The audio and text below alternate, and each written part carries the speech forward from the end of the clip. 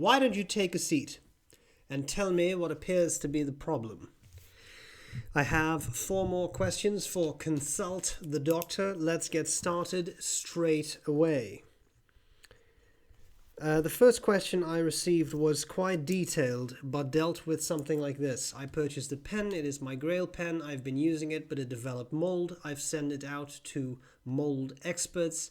I get the pen back clean, but the mold comes back. Is this common, and what do I do about it? Well, I have experienced mold in ink. I have myself not experienced mold in pens. I know of a friend who had mold in a wooden pen at some point, and it was sent back to the company that made it, and it was taken care of. So when I was trying to answer this question, when I was thinking about this question, I did my own research. So I thought it would be good to just watch a video, because that's what doing your own research means.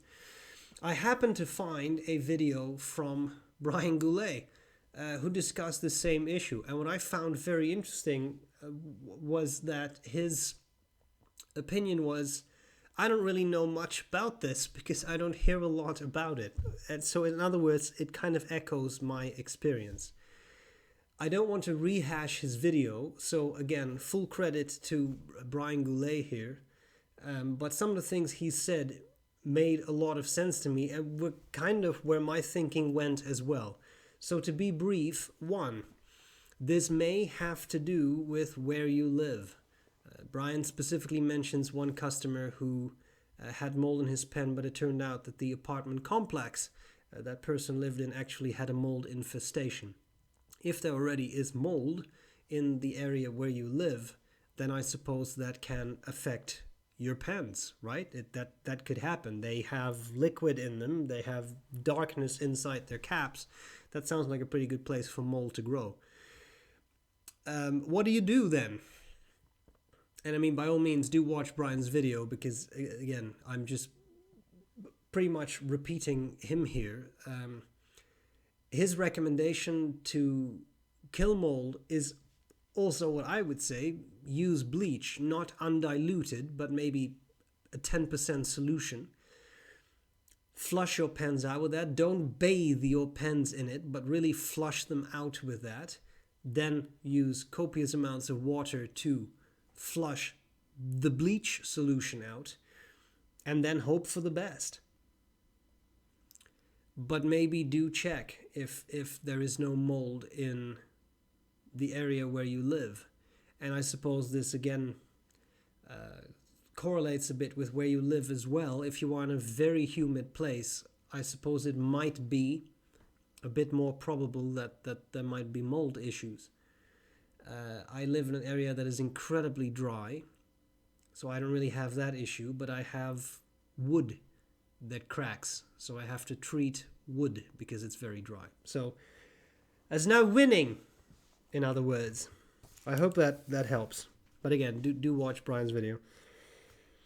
Okay, here's a question for recommendation of a Scribo Extra Fine or Fine Soft Nib. The person says, I like the Namiki Soft Fine, but the Platinum and Nakaya Soft Fines are a bit too much feedback for me. I find that a really difficult question to answer, but I would say, based on the general precept that Japanese fine is typically Western extra fine, if you like that line width, if you like that line width in your Japanese fine nibs, then I would probably go for a Scribo Extra Fine, because I think it's going to be closest to what you can find in Japanese nibs. Now, having said that, there is going to be feedback because it's extra fine, so that's almost unavoidable. There's very little tipping material to polish, so you will feel that as you write, but I think that will be closest to what you prefer. That would be my opinion. But I haven't tried most of these nibs, or I don't have them clear in mind. So How long can ink be kept in a pen before cleaning? I don't believe there is a hard and fast rule for that. This may also once again depend on where you live. If you live in a very hot, very dry climate, things may be a little different from you living in a humid climate, for example. So I would say, and that has always been my rule, no matter where I lived, if I am not going to use a pen for 2 weeks, I will take out the ink and I will clean that pen. I don't believe fountain pens are really designed with weeks of non-use in mind. And the risk that you run is that the water content in the ink may evaporate and that the dye particles remain. That'll make the ink, relatively speaking, a little thicker.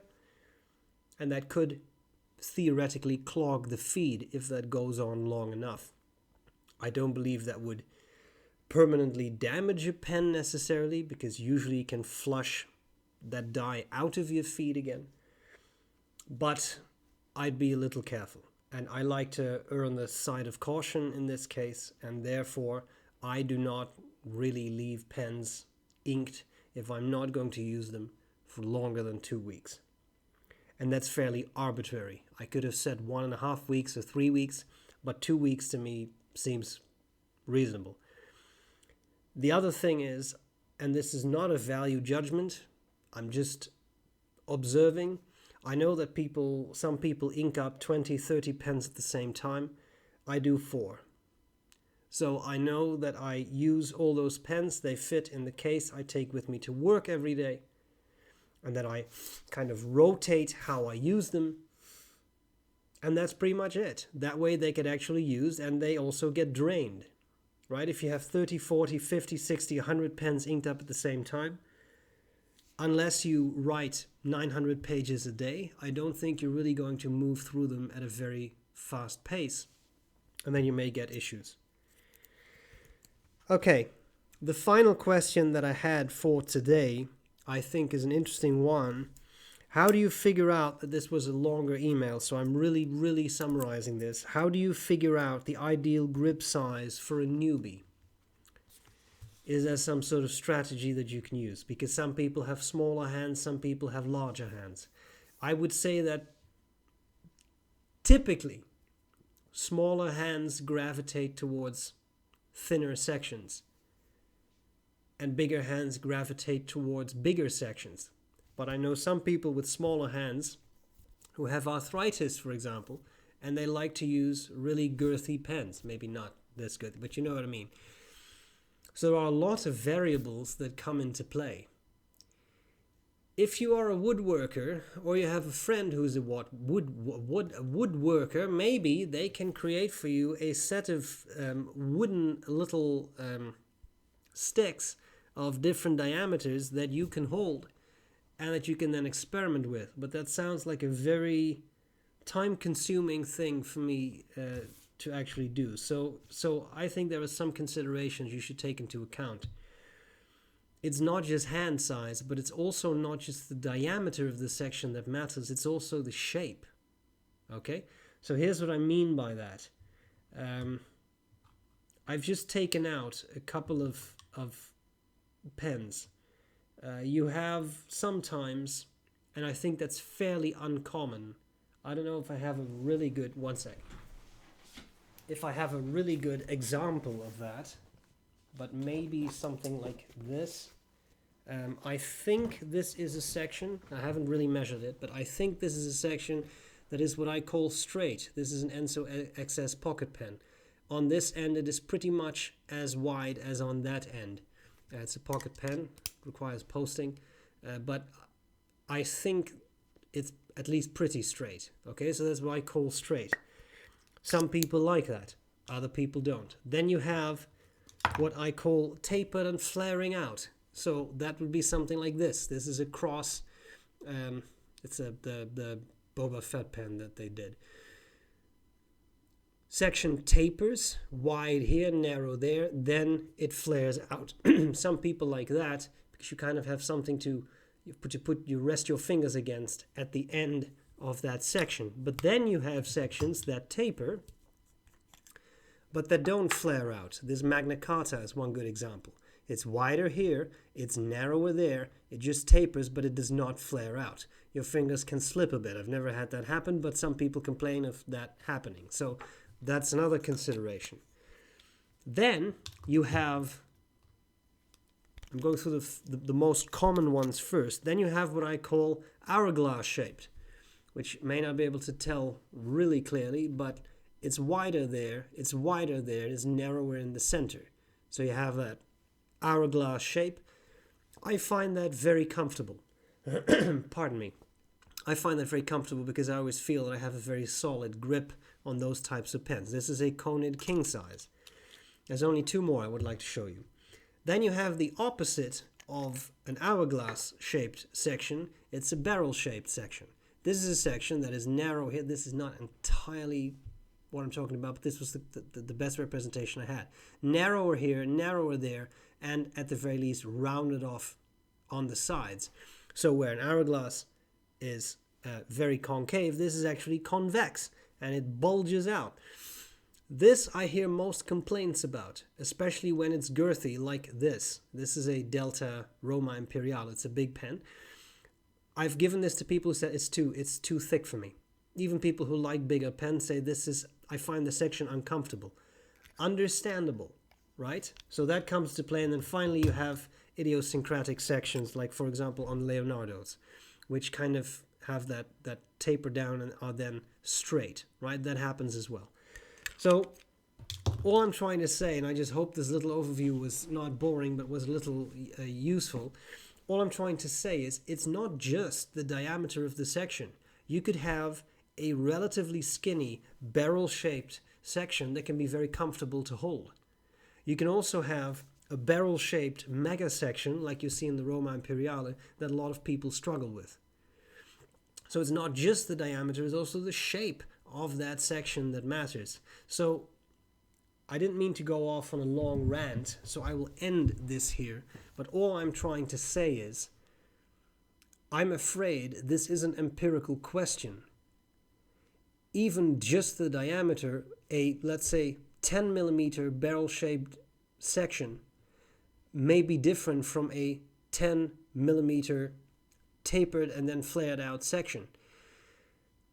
So you're going to have to try out different pens, see what works for you, and narrow it down, not just in diameter but also in shape, as I've said I think probably 1,000 times now, so I'll stop saying that.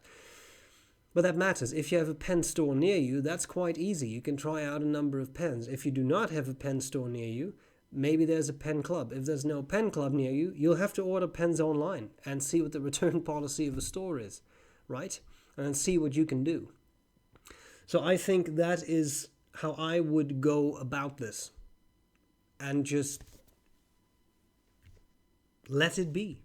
See what happens. Experiment. You're only young once. More or less. I hope this was useful. If you have any further questions, then please leave them below and I shall be happy to get to them as soon as I can. I hope this was useful, and I'll gladly see you later. Bye-bye.